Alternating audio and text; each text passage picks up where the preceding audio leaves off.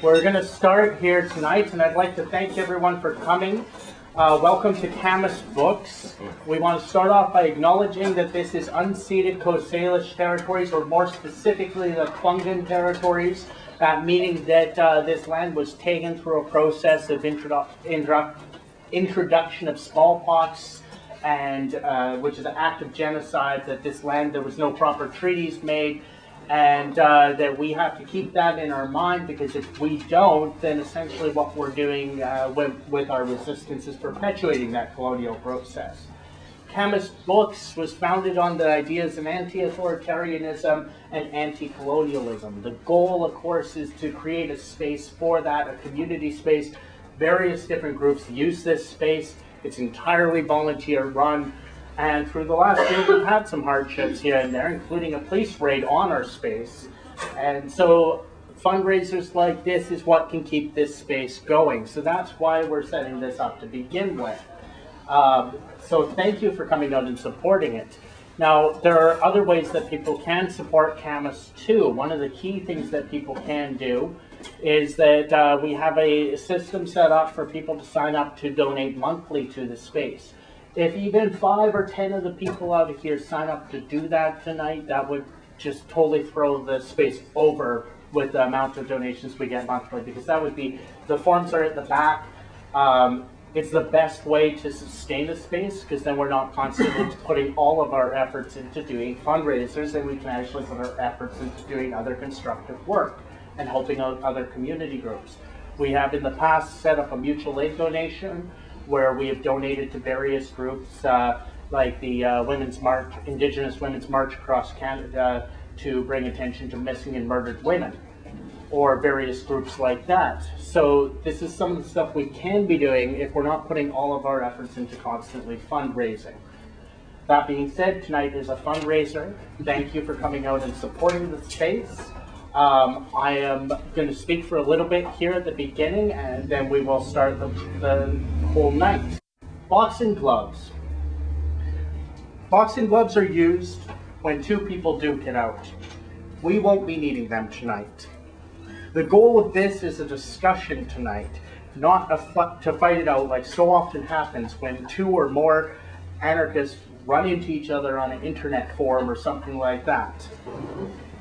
Rather, to bridge some of the divisions, to come together face to face as members of a community and talk about our differences. One of my favorite writers, Audre Lorde, who I hope many of you know, we carry her books here. Audre Lorde once said, "It's not our differences that divide us. It is our inability to recognize, accept, and celebrate those differences." That is exactly what we are here today to accomplish. Often I hear that the reason that we're not winning is because the right is not as divided as the left. Well, today we have speakers from both the left and from the post-left.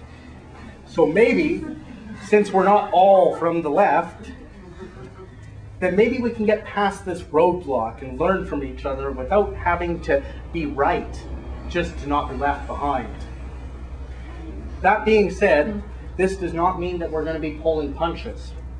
These are important issues, and with 7 times as much plastic in the ocean as phytoplankton, with melting polar ice caps and beehive collapse and massive bird deaths and BP's oil spills and rising human overpopulation growth, these are truly important questions to be asked.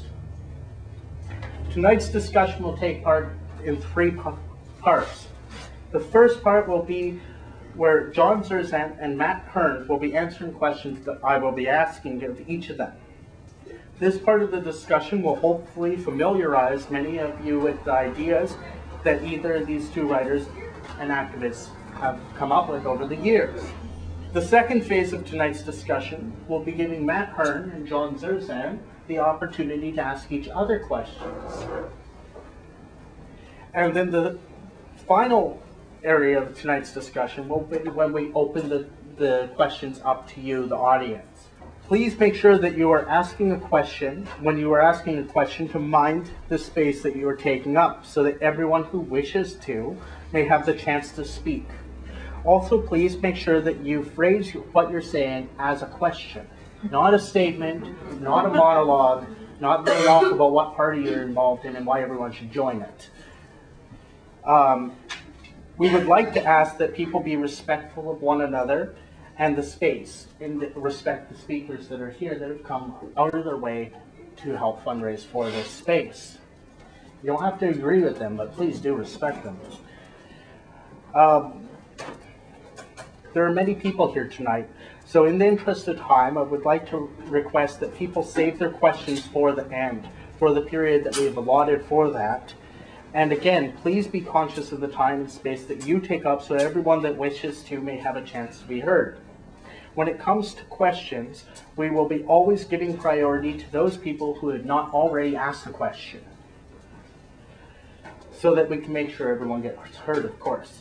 This is not meant to stifle debate or discussion, but just rather to make sure everyone that wants to can speak. Lastly, I wish to openly acknowledge that we have a discussion here on how we should live, which the two main speakers are educated white men.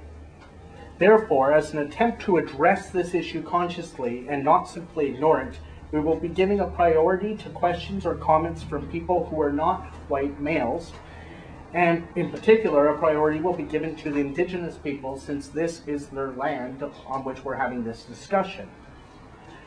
I want to be clear that this does not mean that you're not welcome to ask questions if you're white or male or whichever. Rather that if another person asks a question at the same time, they will be given the first chance to speak, and then you can speak.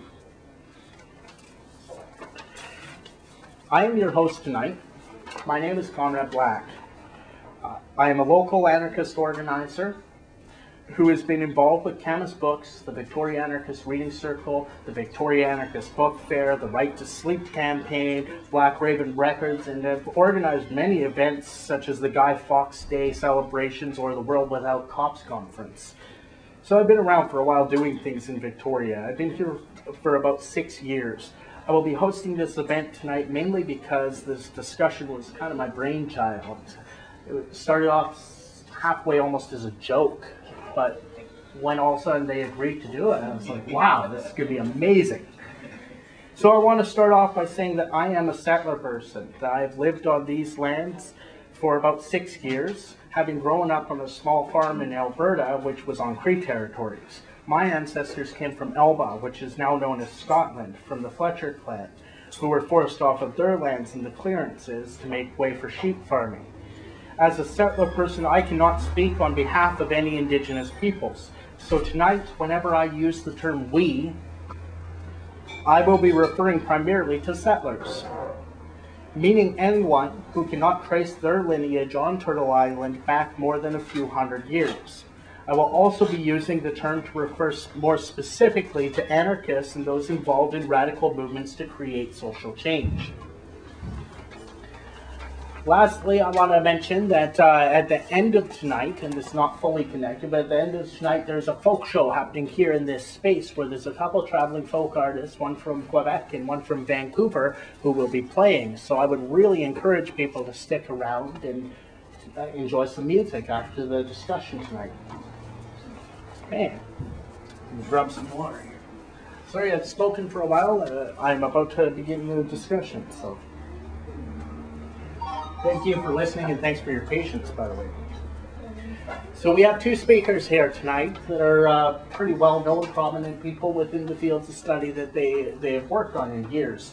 We have Matt Hern. Matt Hern was the founder of the Purple Thistle Collective and of Car Free Vancouver Day. Purple Thistle Collective is a great group in Vancouver that does a lot of work with youth doing alternative education work. And he will also be giving a workshop tomorrow morning at 11 a.m. on alternative education, deschooling, radical parenting, whatever really people choose to speak or want to speak about when they come.